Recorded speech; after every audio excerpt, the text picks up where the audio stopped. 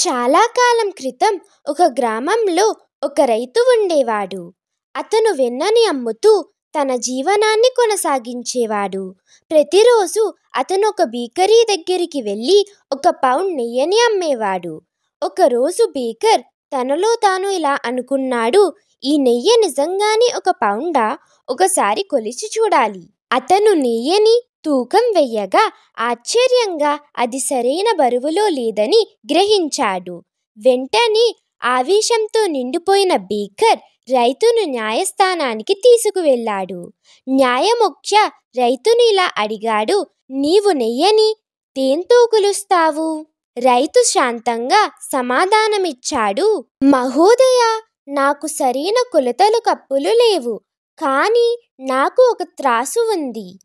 అయితే వెన్నను ఎలా తూకం వేస్తావు అని న్యాయమూర్తి మళ్ళీ అడిగాడు. రైతు నవ్వుతూ ఇలా చెప్పాడు, ప్రతిరోజు నేను బేకర్ వద్ద ఒక పౌండ్ బ్రెడ్డును కొంటాను. అతను ఆ బ్రెడ్ తీసుకొచ్చినప్పుడు దానిని త్రాసుపై పెట్టి అదే బరువుతో ఉన్న నెయ్యిని తెచ్చి అతనికి ఇస్తాను. ఇది విన్న బేకర్ నోటిలో నుంచి మాట రాలేదు. ఆ వాక్యం విన్న అనంతరం అక్కడి అందరూ ఆ రైతు తెలివితేటలను అభినందించారు.